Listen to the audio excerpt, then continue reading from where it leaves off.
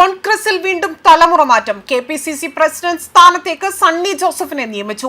സ്ഥാനമൊഴിയുന്ന K സുധാകരന് കോൺഗ്രസ് പ്രവർത്തക സമിതിയിലെ ക്ഷണിതാവാക്കുകയും ചെയ്തു.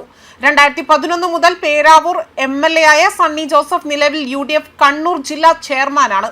2004 PP തങ്കച്ചൻ KPCCയുടെ 31ാമത് അധ്യക്ഷനായി എത്തിയതിനു ശേഷം ഇതുവരെ ക്രിസ്ത്യൻ മതവിഭാഗത്തിൽപ്പെടുന്ന ആരും തന്നെ അധ്യക്ഷ സ്ഥാനത്തേക്ക് എത്തിയിരുന്നില്ല. ഈ ആവശ്യം നേതാക്കൾ പലതവണ ഹൈക്കമാൻഡിനോട് ആവശ്യപ്പെടുകയാണ് ചെയ്തത്. മാത്രമല്ല, ക്രിസ്ത്യൻ സമൂഹം പ്രത്യേകിച്ച് കത്തോലിക്ക സഭ സംസ്ഥാനത്തെ കോൺഗ്രസുമായി അകൽച്ചയിലാണ്. AK ആന്റണിയുടെ ഉമ്മൻചാണ്ടിയുടെയും കാലഘട്ടത്തിന് ശേഷം കോൺഗ്രസ് നേതൃത്വത്തിൽ ക്രൈസ്തവ നേതാക്കൾക്ക് മതിയായ പ്രാതിനിധ്യം ലഭിക്കുന്നില്ല എന്ന് സഭാ നേതൃത്വം പലതവണ നേതൃത്വത്തെ അറിയിച്ചിരുന്നു. ഇതുകൂടി പരിഗണിച്ചുകൊണ്ടാണ് ഇപ്പോൾ സണ്ണി ജോസഫിനെ തിരഞ്ഞെടുക്കാൻ നേതൃത്വം തീരുമാനിച്ചിരിക്കുന്നത് എന്നതാണ് വൃത്തങ്ങൾ സൂചിപ്പിക്കുന്നത്. പത്തനംതിട്ട MP ആന്റണിയുടെ പേര് KPCC പ്രസിഡന്റ് സ്ഥാനത്ത് അവസാന നിമിഷം വരെ പരിഗണിച്ചെങ്കിൽ പോലും കെ സുധാകരനെ അനുനയിപ്പിക്കുന്നതിന്റെ ഭാഗമായിട്ടാണ് സുധാകരന്റെ അടുത്ത അനുയായിയായ സണ്ണി ജോസഫിനെ നിയമിച്ചതെന്നതാണ് മറ്റൊരു വസ്തുത.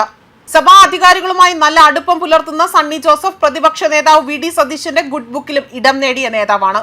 നിലവിൽ നിയമസഭയിൽ കോൺഗ്രസിന്റെ പാർലമെന്ററി പാർട്ടി സെക്രട്ടറിയാണ്. സാമൂഹിക വിഷയത്തിൽ സജീവമായി ഇടപെടുക കൂടി ചെയ്യുന്ന നേതാവാണ്. ഇതെല്ലാം കൂടിയാണ് അധ്യക്ഷ പദവി സണ്ണിയിലേക്ക് എത്താൻ കാരണമായി പറയപ്പെടുന്നതും. 1970 മുതൽ KSUവിന്റെ സജീവ പ്രവർത്തകനായിട്ടാണ് സണ്ണി ജോസഫ് രാഷ്ട്രീയ രംഗത്ത് സജീവമാകുന്നത്.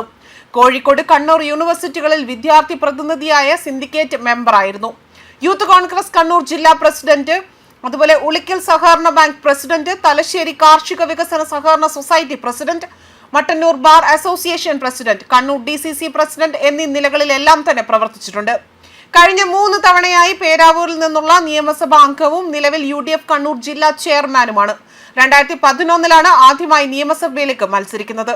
തന്റെ കന്നി മത്സരത്തിൽ തന്നെ അന്നത്തെ സിറ്റിംഗ് MLA ആയിരുന്ന KK ശൈലജയെ പരാജയപ്പെടുത്തി അട്ടിമറി വിജയം നേടിയായിരുന്നു നിയമസഭയിലേക്ക് എത്തിയതും. KK ശൈലജയ്ക്കെതിരെ 3440 വോട്ടിന്റെ ഭൂരിപക്ഷത്തിലായിരുന്നു അന്ന് സണ്ണി ജോസഫിന്റെ വിജയം തുടക്കം കുറിച്ചതും. പിന്നീട് അങ്ങോട്ട് പേരാവൂരിൽ സണ്ണി ജോസഫിനെ ചേർത്ത് നിർത്തുകയാണ് ചെയ്തിരിക്കുന്നത്. കേരളത്തിൽ ഇടതു തരംഗം ആഞ്ഞടിച്ചപ്പോഴും സണ്ണി ജോസഫിനെ ഒരു പോറൽ പോലും ഏൽക്കാതെയായിരുന്നു പേരാവൂർകാർ കാത്തു സൂക്ഷിച്ചതും. 2016 ഭൂരിപക്ഷം 7989 ആയിരുന്നു. അതുപോലെ തന്നെ 2021 3172 ഭൂരിപക്ഷം കുറഞ്ഞെങ്കിൽ പോലും സണ്ണി ജോസഫ് പിടിച്ചു നിൽക്കുകയാണ് ചെയ്തത്. 2021 നടന്ന നിയമസഭാ തെരഞ്ഞെടുപ്പിൽ LDFന്റെ KV സക്കീർ ഹുസൈനെതിരായിരുന്നു വിജയം നേടിയതും. മികച്ച സംഘാടകൻ എന്ന പേരും സഭാ നേതൃത്വവുമായുള്ള നല്ല ബന്ധവുമാണ് സണ്ണി ജോസഫിലേക്ക് ഇത്തവണ KPCC അധ്യക്ഷ പദവിയിലെത്താനുള്ള കാരണമായി ചൂണ്ടിക്കാണിക്കപ്പെടുന്നതും. കണ്ണൂർ ഉളിക്കൽ പുറവയിലെ പരേതനായ വടക്കുന്നേൽ ജോസഫ് റോസാക്കുട്ടി ദമ്പതികളുടെ മൂത്ത മകനാണ് സണ്ണി ജോസഫ്. തൊടുപുഴ ന്യൂമാൻ കോളേജ് ബിരുദ വിദ്യാർത്ഥിയായിരിക്കെ കേരള സർവകലാശാല വിദ്യാർത്ഥി യൂണിയനിലും പിന്നീട് കാലിക്കറ്റ് സർവകലാശാല യൂണിയനിലും അംഗമായിരുന്നു. ഭാര്യയുടെ പേര് LC ജോസഫ് എന്നാണ്. അതുപോലെ തന്നെ 2 മക്കളുമുണ്ട്. പുതിയ അധ്യക്ഷന്റെ നേതൃത്വത്തിലുള്ള ആദ്യ പരീക്ഷണമാകും നിലമ്പൂർ നിയമസഭാ ഉപതെരഞ്ഞെടുപ്പ്.